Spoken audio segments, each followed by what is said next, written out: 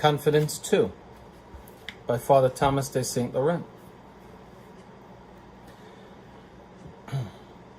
Father titles this part of the book with this heading to show you the harm that a lack of confidence will do to you. He says this lack of confidence is very harmful to them, that is, those who lack it. He says lack of confidence, whatever be its cause, your flesh, the world, the devil, does us much harm and deprives us of great blessings. Do you seek a blessing? Well, get over your lack of confidence. Get over it. When you hear that little voice inside of your being to doubt, make an affirmative reply with an ejaculatory prayer such as, Sacred Heart of Jesus, I trust in thee no matter what. Remember Job, when he was on the dunghill and he was challenged by the world, the flesh, and the devil. What did he say? He said, although he may kill me, yet I will trust in him. Look it up. Do not doubt. Do not doubt.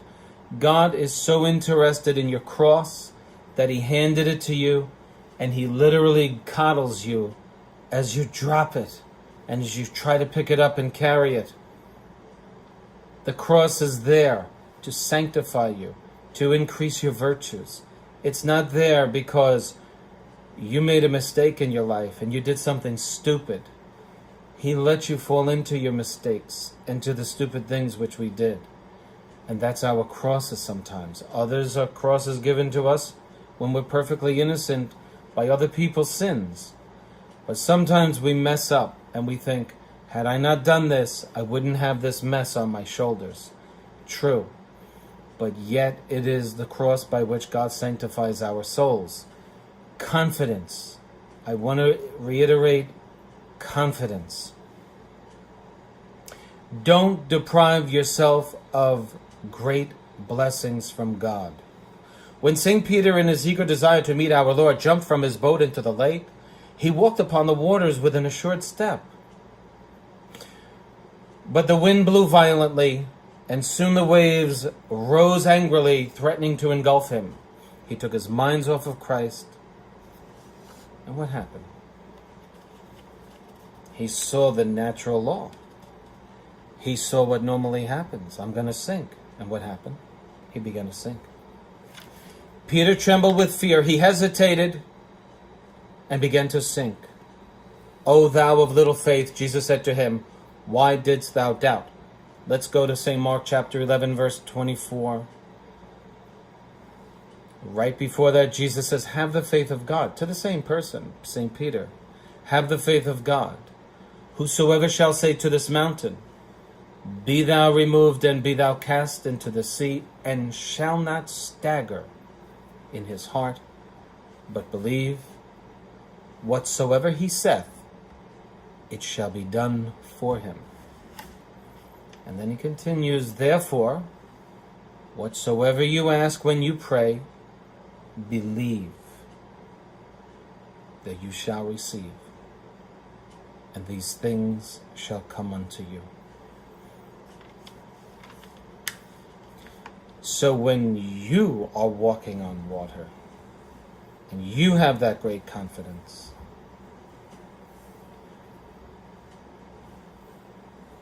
and you take your mind and your heart off of the assured promises of Christ, and you begin to sink in your spiritual life and doubt, these are the words Christ says to you as you slip into the water and begin to be overcome and overpowered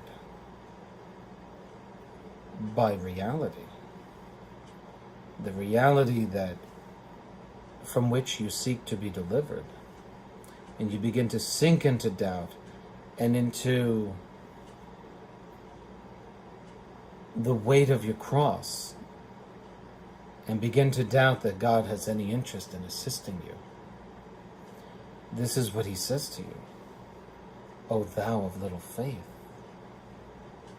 why didst thou doubt?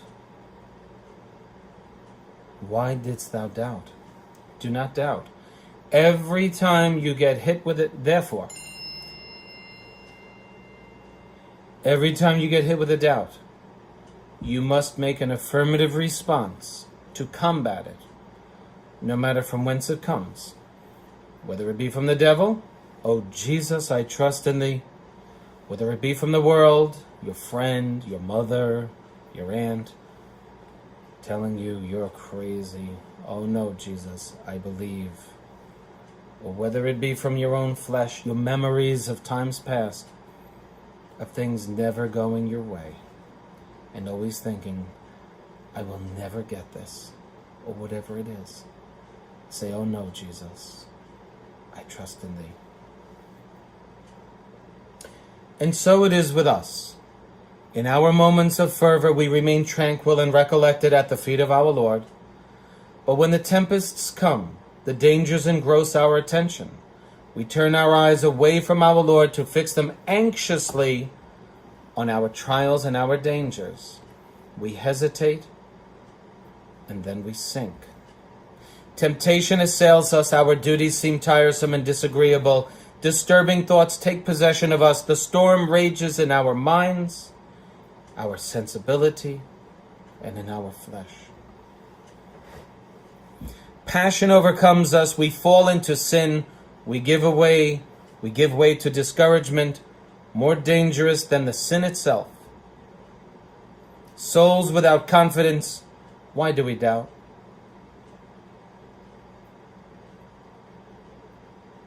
Trials come to us in 1,000 forms. Our temporal affairs are in a dangerous state. We worry about the future. People slander us, and our reputation is injured. Death breaks the ties of our deepest, most tender affections. We forget them. We forget the fatherly care that God's providence has for us. We murmur. We rebel. Thus we increase our difficulties and the bitterness of our sufferings. Souls without confidence, why do we doubt?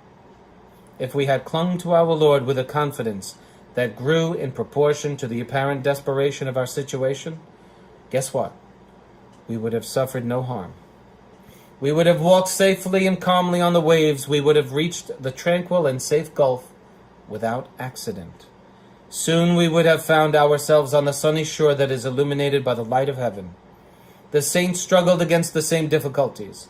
Some of them committed the same faults, but at least they never lost confidence. More humble after their fall, they rose without delay, relying henceforth only on God's assistance. They preserved in their hearts the absolute certainty that trusting in God, in God's what? In His words, in the faith that He has given us, in the promises that He has made us, that they could do all things. This isn't some self-help book. This is a Roman Catholic priest writing this book.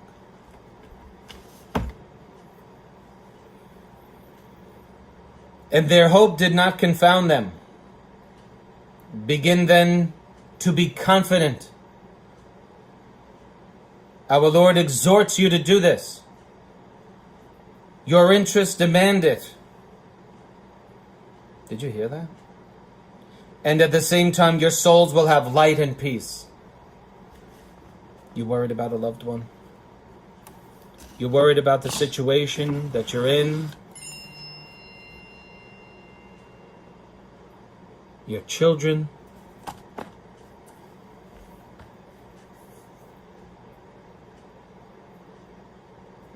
Do you realize that with confident prayer, you can change some things that cannot be changed without confidence? Which means exactly what I'm saying. God will help you if you have confidence, where He will not give His help if you don't. Isn't that what we're talking about here? It's in this book. If you doubt, one of the theologians that Father Thomas de Saint Laurent quotes says that doubt will diminish the efficacy of your prayers. What does that mean? What you could have gotten, you will not obtain because you doubt. I'll see you on the number 3.